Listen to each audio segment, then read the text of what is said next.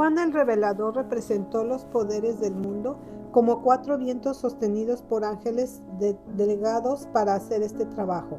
Él declara: después de esto vi a 4 ángeles en pie sobre los 4 ángulos de la tierra, que detenían los 4 vientos de la tierra, para que no soplase viento alguno sobre la tierra, ni sobre el mar, ni sobre ningún árbol.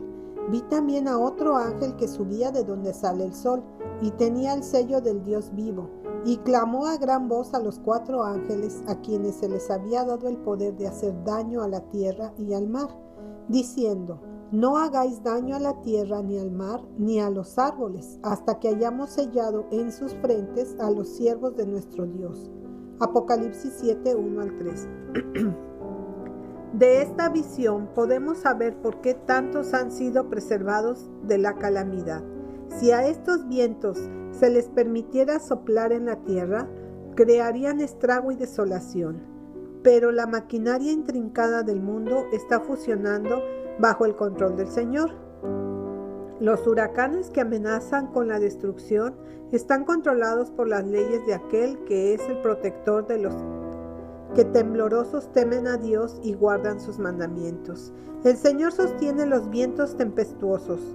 Él no les permitirá seguir su misión de muerte y venganza hasta que sus siervos sean sellados en sus frentes. Frecuentemente oímos de terremotos, de tempestades y tornados, acompañados por truenos y relámpagos. Aparentemente, estas son manifestaciones caprichosas de supuestas fuerzas desorganizadas e irreguladas de la naturaleza. Pero Dios tiene un propósito al permitir que ocurran estas calamidades. Son uno de los medios que Él usa para llamar a los hombres y mujeres a la reflexión, mediante condiciones inusitadas en la naturaleza. Dios anuncia a las agencias incrédulas lo que claramente revela en su palabra. Permita que haya disturbios específicos en la naturaleza como símbolo de lo que se podrá esperar en el mundo cuando los ángeles suelten los 4 vientos de la tierra. Las fuerzas de la naturaleza están bajo la dirección de una agencia eterna. En su orgullo, la ciencia puede tratar de explicar los acontecimientos extraños que ocurren en la tierra y en el mar, pero la ciencia yerra al no reconocerlos como obras de la providencia. La ciencia no se da cuenta que la intemperancia es la causa de la mayoría de los habituales accidentes con consecuencias tan terrenales.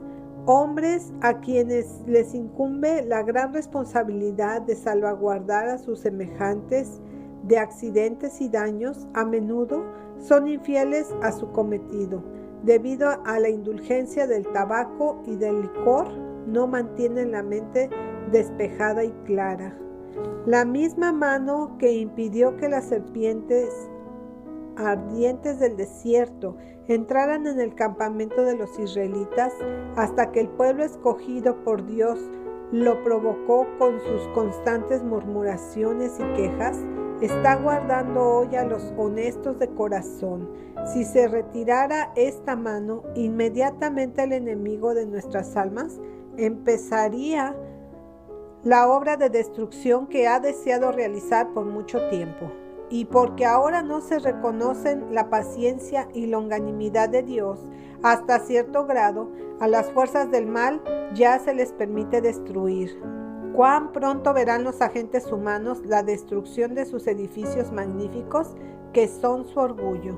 Todas estas representaciones simbólicas tienen un doble propósito. El pueblo de Dios debe aprender que no solo las fuerzas físicas de la tierra están bajo el mandato del Creador, sino que también los movimientos religiosos de las naciones están bajo su dominio. Esto es verdad, especialmente en lo referente a la imposición de la observancia del domingo, el que por medio de su siervo Moisés le dio a su pueblo las instrucciones con respecto a la santidad del sábado.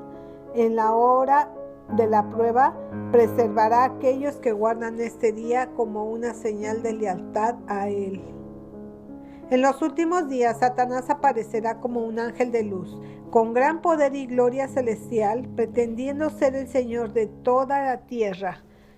Él declarará que el sábado ha sido cambiado del séptimo al primer día de la semana, y como Señor del primer día de la semana, Él presentará este sábado falso como una prueba de lealtad a Él. Entonces, finalmente, se cumplirá la profecía del revelador de Apocalipsis en Apocalipsis 13, 4, 8 y 11 al 18. El pueblo de Dios debería estudiar mucho todo el capítulo 14 de Apocalipsis. Los versículos 9 al 11 traen un mensaje especial de advertencia contra los que adoran a la bestia y a su imagen y reciben su marca en la frente o en la mano. Esta evidencia será hecha por aquellos que, según el versículo 12, guardan los mandamientos de Dios y la fe de Jesús.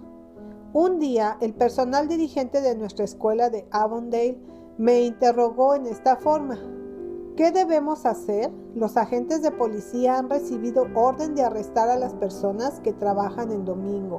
Yo contesté: será muy fácil eludir esta dificultad. Consagren el domingo al Señor para la obra misionera. Lleven los alumnos afuera para celebrar reuniones en diferentes lugares y hacer un trabajo médico misionero. Encontrarán la gente en casa y tendrán así una magnífica ocasión de presentar la verdad.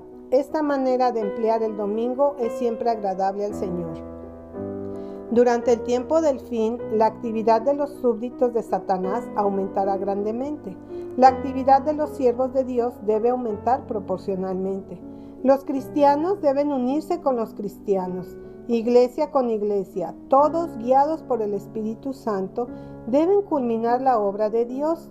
Los ángeles están ascendiendo y descendiendo de la escalera de reluciente brillo, dispuestos para defender al pueblo de Dios.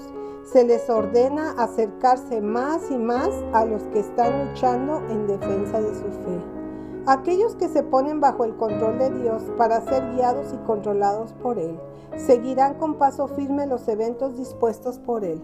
Un deseo de superación santo y apasionante se posesionará de ellos.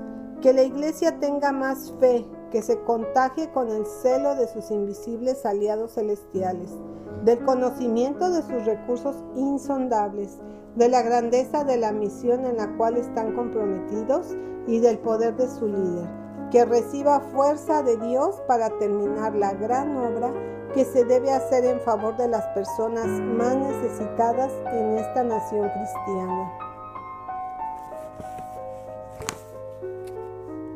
Solo el poder de Dios puede sostener los cuatro vientos para que no soplen hasta que los siervos de Dios sean sellados en sus frentes. Una obra muy importante debe hacerse en Washington.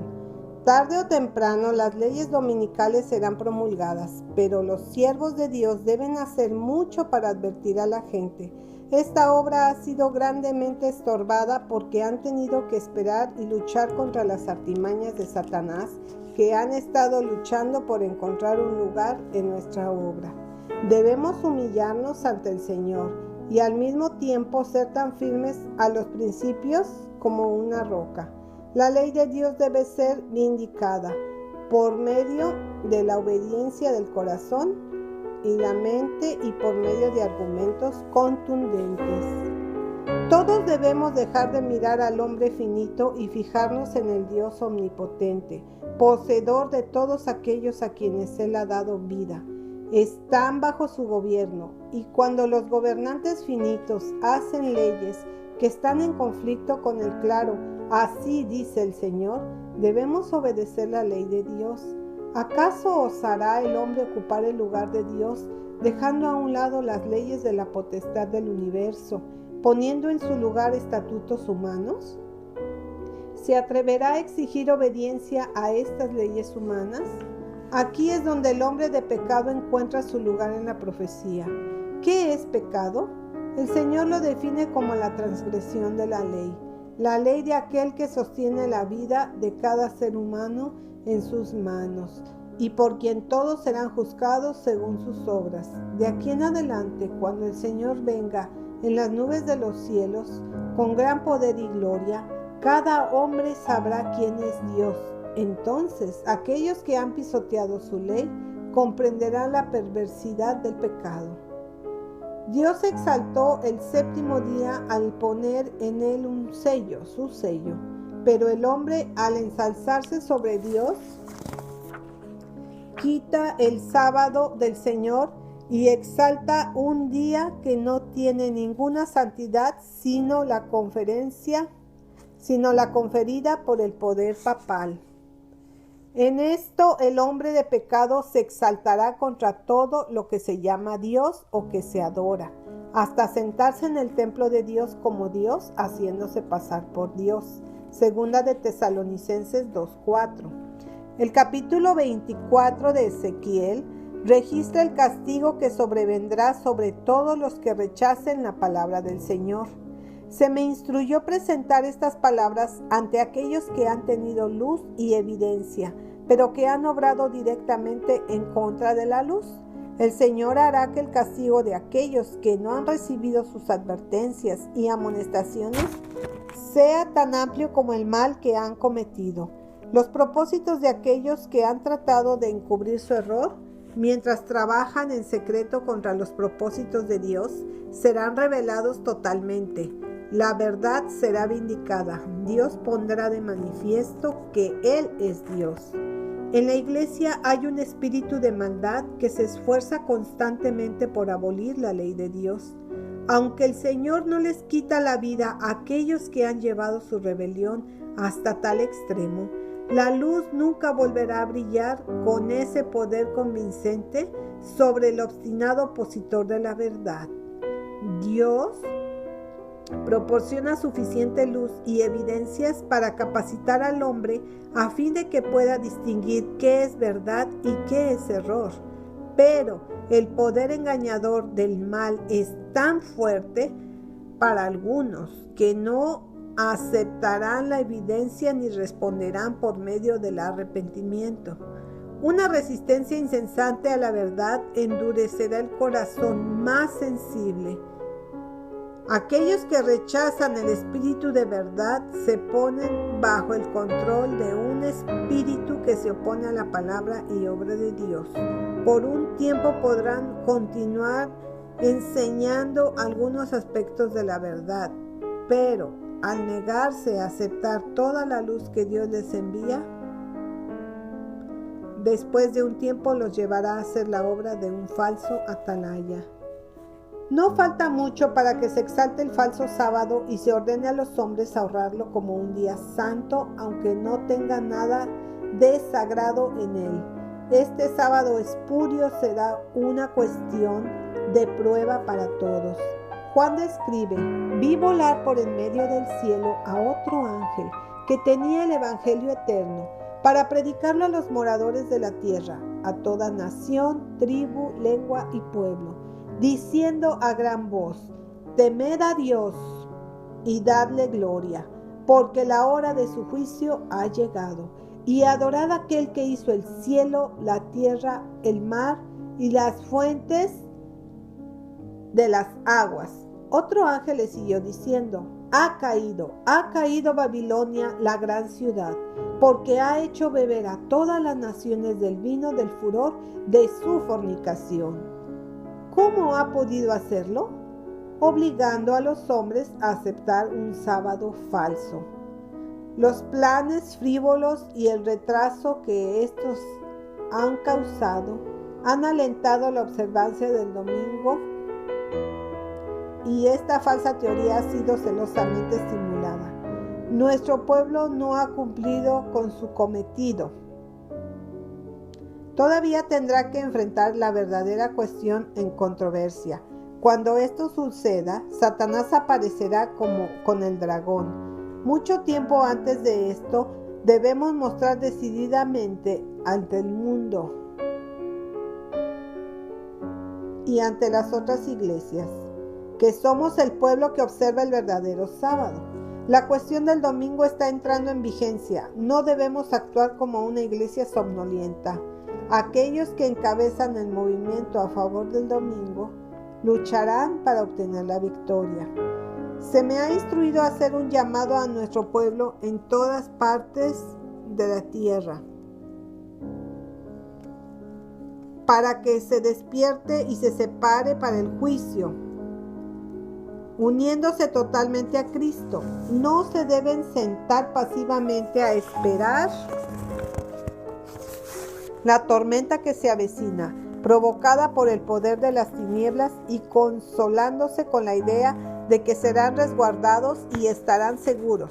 Deben trabajar con todo ahínco de acuerdo a la capacidad que Dios les ha dado para salvar a un mundo que está pereciendo y presentar la palabra a tiempo a aquellos que necesitan luz e instrucción.